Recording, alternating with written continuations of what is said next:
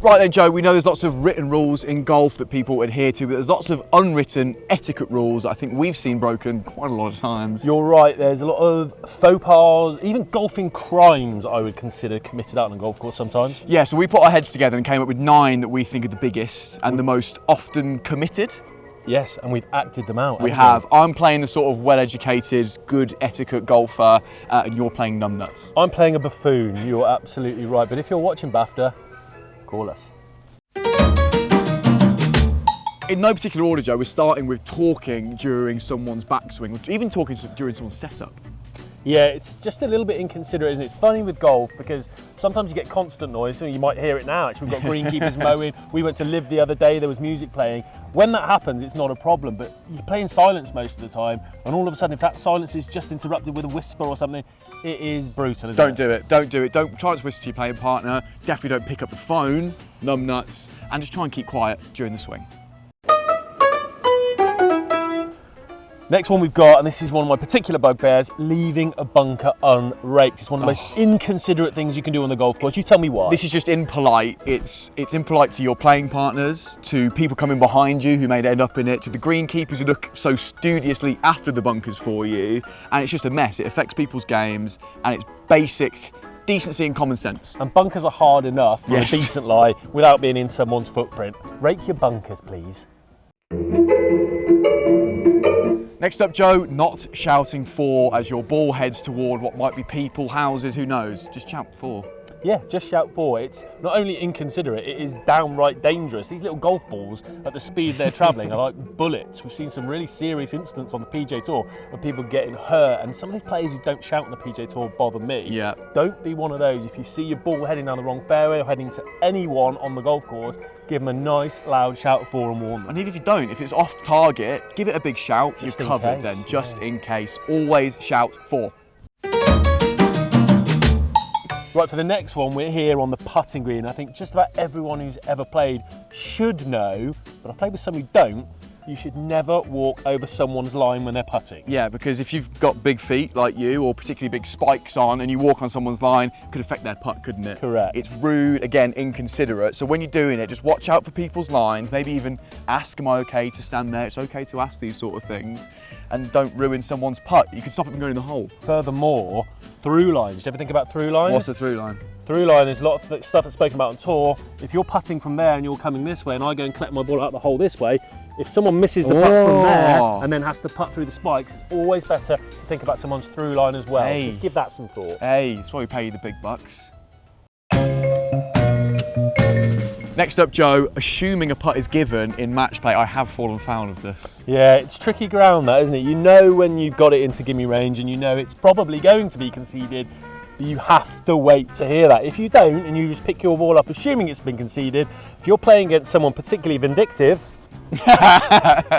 they can claim the hole. Loss of hole, you pick the ball up, you're out the hole and you're done. That's it, and my circle of friendship is very, very small. So I've heard. The next golfing crime I want to talk about is leaving your bag on the wrong side of the green and general time wasting on the green. Faffing. Faffing would bumbling, be fair. faffage. Bumbling, Very as you might be British. watching right now, my bumbling.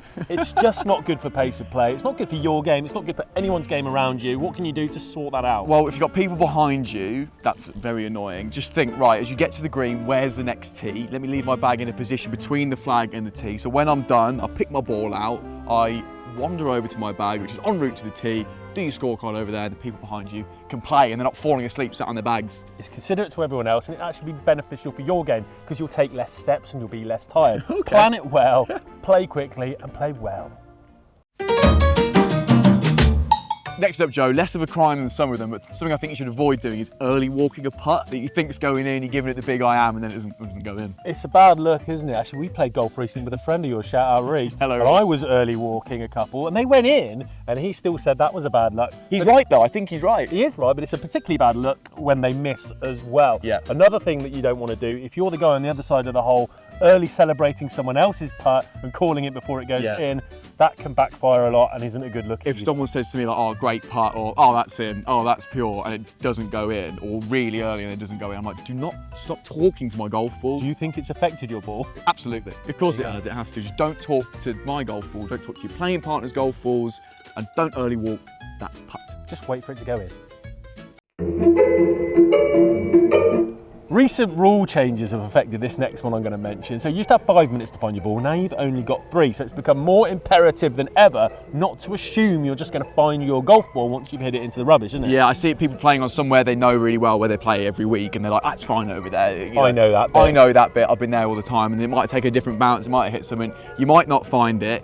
If you don't then find it, you've got to trawl your way back to the tee, you're taking penalty shots, you're taking up more time. So just always hit a provisional if you lose sight of the ball, or even have a hint of doubt that you might not find it. The 10 seconds it takes to hit a provisional could save you 10 minutes of traipsing back and holding everyone up. And you get another swing, another shot, get that bad shot out of your head. That's a little sort of bonus to it. But yeah, always hit a provisional, speed things up, and that's that. Lastly, Joe, and this falls into the category of early chirping a putt or talking to someone's golf ball, is letting them know they've got a good score going. Well, you're playing well, aren't you, mate? It's horrible. Yeah, it's just don't wrong do that. on so many levels. If I'm playing well and I'm on for a really good score, trust me, I know. I don't need you to tell me, I know, and I'm already worried about it, so I don't need the additional pressure. Keep it to yourself, admire quietly, and let them get on with it. You can talk about it after the round. Yeah, You know what I mean? And absolutely. just focus on your own gosh darn game, and we can talk about how well I've played later. So yeah, none of that sort of, oh, you're doing all right, aren't you, mate? Yeah, absolutely not. That's not bad, Joe. It's a nice little list, that, of things to not do on the golf course. Take it on board. We want to hear if you've got any that we may have missed out, which of the ones that we mentioned is the biggest crime, would have the biggest sentence in this sort of golf jail. Okay. Golf court. Wow, you're taking it there. Yeah, Okay. I have taken it there. Let us know any others that we've missed out. Hope you enjoyed this video. Our acting, well done, numbnuts. Yes, thank you very much. Thank you very much. See you next time.